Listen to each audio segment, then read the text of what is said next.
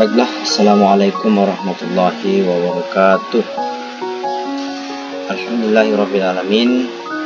Allahumma salli ala Muhammad wa ala ali sayyidina Muhammad. Kita bersyukur kepada Allah Subhanahu wa taala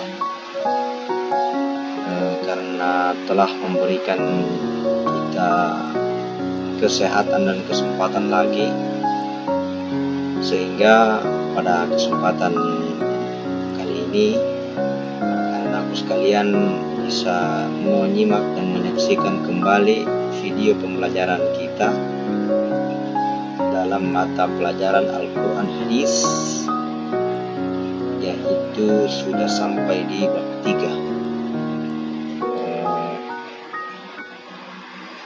Terkait dengan pembelajaran kita ini, kita buat dalam bentuk video karena kondisi kita dalam menghadapi pandemi ini yang tidak memungkinkan kita untuk melakukan pembelajaran secara tatap muka secara langsung, sehingga saya berinisiatif sebagai guru mata pelajaran Al-Quran Hadis menjelaskan materi pembelajaran lewat video yang akan saya bagikan nantinya kepada anak-anak sekalian yang sedang menempuh pembelajaran, sehingga anak-anakku sekalian akan menyimak saja dan mengerjakan bila mana ada tugas yang diberikan oleh saya yang disampaikan dalam bentuk video nantinya. Baiklah, sebelum kita lanjut ke materi inti kita, saya mau sampaikan pendahuluan daripada materi kita pada kesempatan kali ini adalah tujuan dan fungsi Al-Quran, yaitu bab 3.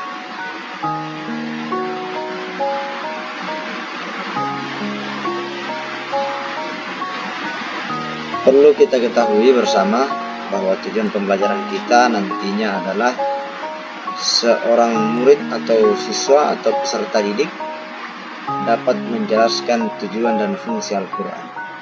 Kemudian peserta didik dapat menunjukkan perilaku yang mengfungsikan Al-Quran. Yang ketiga, murid dapat menerapkan fungsi daripada Al-Quran.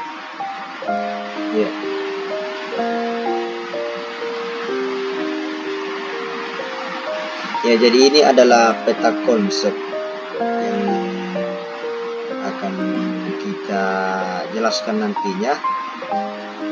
Pertama, kedudukan Al-Quran, kemudian tujuan dan fungsi Al-Quran, kemudian perilaku orang yang memfungsikan Al-Quran. Saya sampaikan bahwa selama 20 menit ke depan saya akan menjelaskan materi tentang bab 3. Saya harapkan dengan sangat anak sekalian dapat perhatikan ini dengan sebaik-baiknya, karena yang saya jelaskan adalah hal-hal yang esensial saja atau hal-hal yang menjadi poin daripada pembelajaran kita pada kesempatan kali ini. Oke. Yang pertama yaitu kedudukan Al-Quran. Jadi Al-Quran itu merupakan sumber pokok bagi ajaran Islam. Jadi kedudukan Al-Quran dalam agama kita, yaitu Islam, adalah sumber pokok bagi ajaran Islam. Al-Quran juga merupakan sumber hukum yang utama. Kenapa demikian yang utama? Karena seluruh perkara yang ada dalam kehidupan umat Islam itu Al-Quran lah yang menjadi rujukan utama. Mengapa demikian? Karena Al-Quran itu berisi ajaran-ajaran yang lengkap dan sempurna, yang meliputi seluruh aspek kehidupan manusia, baik itu kebutuhannya kemudian kehidupan dan lain-lain sebagainya, hubungannya dengan Allah maupun hubungannya dengan manusia lainnya. Ya. Jadi banyak ulama yang mengatakan bahwa Al-Quran itu sifatnya global. Global artinya menyeluruh. Menyeluruh artinya mencakup semua aspek kehidupan manusia, bukan hanya umat Islam saja, tapi seluruh lapisan manusia, baik non-muslim, ya, bisa juga menjadikan Al-Quran sebagai pedoman. Makanya banyak ayat yang mengatakan bahwa Al-Quran adalah pedoman bagi umat manusia saja, umat manusia, bukan umat Islam saja.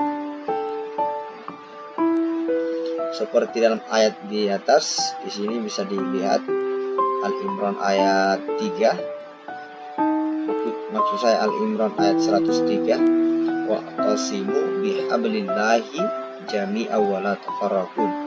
Dan berpegang teguhlah kamu pada tali agama Allah dan janganlah kau bercerai-berai.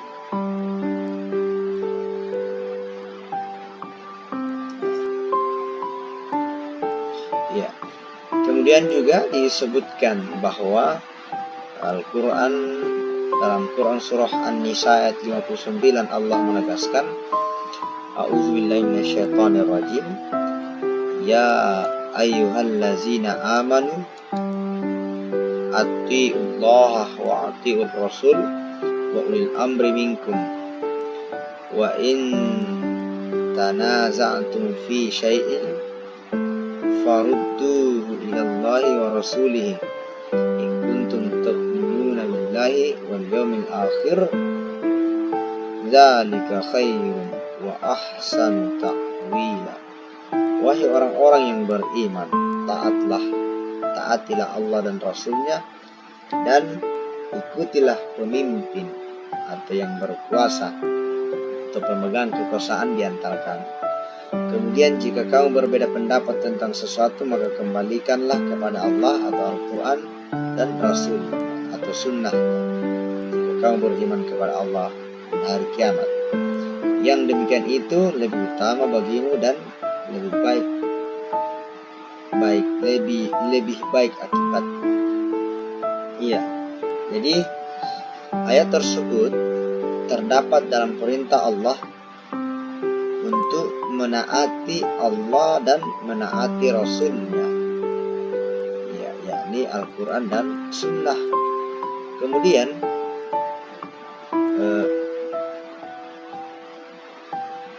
di samping Al-Quran juga terkandung maksud untuk mendasarkan pada hadis dan Sunnah Rasulullah sebagai sumber kedua setelah Al-Quran. Sikap yang harus dimiliki setiap umat Islam adalah mengembalikan semua permasalahan kepada sumber pertamanya, yaitu Al-Quran, dan juga sumber keduanya yaitu hadis.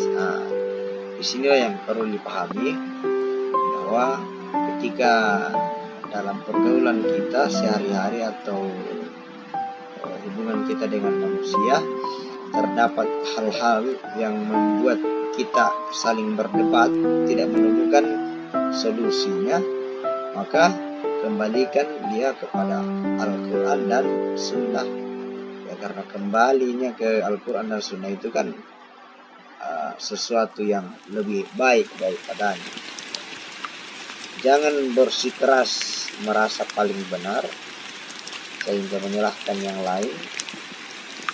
Maka itulah yang memicu perdebatan, lama-lama memicu pertengkaran.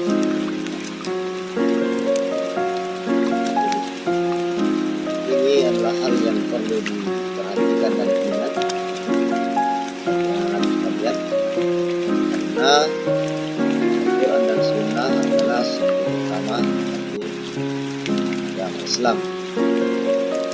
Kemudian kita pindah yang kedua, tujuan dan fungsi Al-Quran. Allah telah menurunkan Al-Quran atau sesuatu apapun itu tidak dengan tanpa atau seluruh yang diciptakan dan diturunkan Allah ini itu seluruhnya memiliki tujuan dan makna, termasuk dalam Al-Quran. Al-Quran itu memiliki tujuan, bahkan menyebutkan besar tujuan dan fungsinya. Yang pertama, Al-Quran sebagai petunjuk bagi manusia. Seperti yang kita sampaikan tadi, bahwa Al-Quran itu sebagai petunjuk bagi manusia, bukan hanya umat Islam saja. Ketika ada umat yang di luar daripada Islam menggunakan Al-Quran sebagai petunjuk dalam menjalankan kehidupan, maka sesungguhnya itulah sangat baik, ya. Maka dianjurkan menggunakan Al-Quran sebagai petunjuk. Seperti dalam Quran surah Al-Baqarah, di sana dikatakan bahwa Syahrul Ramadan alladzi unzila fihi al-Qur'an hudan linnas. Allah bulan adalah bulan yang turunkan Al-Quran sebagai petunjuk bagi manusia. Hudan linnas, petunjuk bagi manusia. Kemudian ada ayat khusus yang menerangkan bahwa Al-Quran juga memiliki fungsi sebagai petunjuk. Dzalikal kitabu la raiba fihi hudan lil muttaqin. Kitab Al-Quran ini tidak ada keraguan padanya, petunjuk bagi orang-orang yang bertakwa. Jadi ini ditegaskan lagi, lebih khusus lagi, bagi orang-orang yang bertakwa, Al-Quran adalah kitab yang tidak ada keraguan padanya. Kemudian ada ayat lagi, Quran surah Fussilat ayat 44. Walau ja'alna Qur'anan ajamiyyan laqalu laula fussilat ayatuhu, dan seterusnya, yang artinya adalah, dan jikalau kami jadikan Al-Quran itu suatu bacaan dalam bahasa selain Arab, tentulah mereka mengatakan, mengapa tidak dijelaskan ayat-ayatnya. Apakah patut Al-Quran dalam bahasa asing sedangkan Rasul adalah orang Arab? Katakanlah, Al-Quran itu adalah petunjuk dan penawar bagi orang-orang muttaqin, dan orang-orang yang tidak beriman pada telinga mereka ada sumbatan, sedangkan Al-Quran itu suatu kegelapan bagi mereka. Mereka itu adalah seperti yang dipanggil dari tempat jauh. Dari beberapa penjelasan ayat tersebut, kita dapat menarik kesimpulan bahwa salah satu fungsi Al-Quran sebagai petunjuk bagi umat manusia, kemudian meliputi petunjuk tentang bagaimana hubungan manusia dengan Allah, hubungan manusia dengan sesama, hubungan manusia dengan alam sekitarnya. Kemudian manusia yang mau mengikuti petunjuk Al-Quran niscaya akan mendapatkan kebahagiaan hidup di dunia dan di akhirat, ya. Kemudian kita persingkat saja. Kemudian fungsi atau tujuan Al-Quran yang lainnya adalah sebagai sumber pokok ajaran Islam. Ini yang paling penting, sebab Al-Quran adalah kitabnya umat Islam, maka Al-Quran kedudukannya sebagai sumber pokok atau yang utama dalam ajaran Islam. Bahkan definisi Al-Quran sendiri, barang siapa yang membacanya maka dapat pahala. Nanti diperhatikan dalam Al-Quran surah An-Nisa ayat 105. Inna anzalna ilaikal kitaba bil hikmah litahkuma bainan nasa bima arakallahu wa la takun lil khanina khasima. Sungguh kami telah menurunkan kitab Al-Quran kepadamu, wahai Muhammad, bahwa kebenaran adalah engkau mengadili antara manusia dengan apa yang telah diajarkan Allah kepadamu, dan janganlah engkau menjadi penentang orang yang tidak bersalah karena membela orang yang berkhianat. Ini adalah ayat tentang seruan Allah kepada Nabi Muhammad bahwa saat engkau mengadili manusia, adililah berdasarkan apa yang telah diajarkan Allah, yang mana itu ya dengan kembali kepada Al-Quran. Kemudian tujuan Al-Quran selanjutnya adalah sebagai peringatan dan pelajaran bagi manusia. Jadi Al-Quran itu adalah sebuah peringatan. Mengapa peringatan? Karena banyak ayat yang dalamnya berupa ancaman bagi orang-orang yang melanggar perintah. Ya, bagi orang-orang yang sering bermaksiat, maka Allah sebutkan banyak ancaman di dalamnya.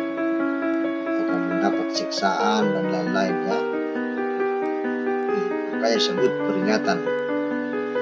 Kemudian Al-Quran pula disebut sebagai pelajaran.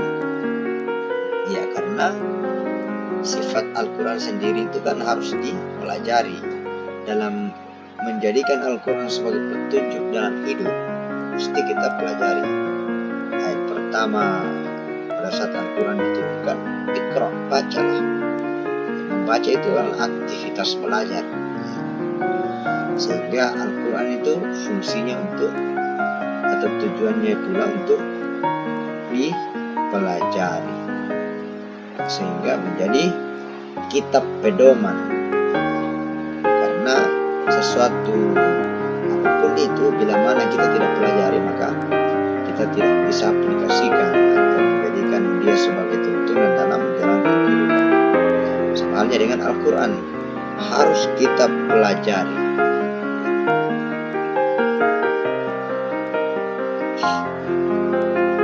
Sekarang kita lanjut.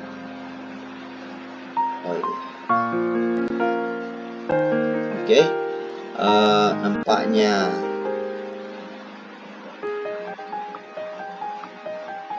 kita telah sampai di akhir daripada bab 3 ini.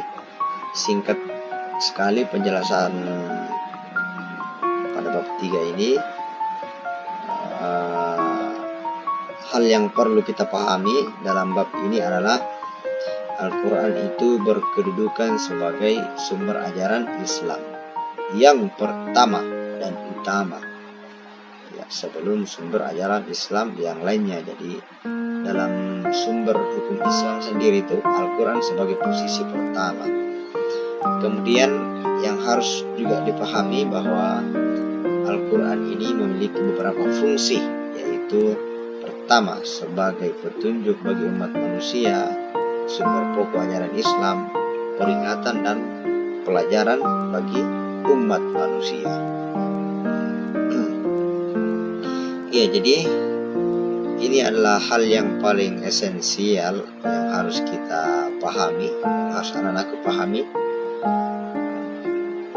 Bila mana Al-Quran itu dijadikan sebagai pedoman kita dalam menjalani kehidupan, insya Allah kita akan mendapatkan kehidupan yang bahagia dan selamat dunia dan akhirat.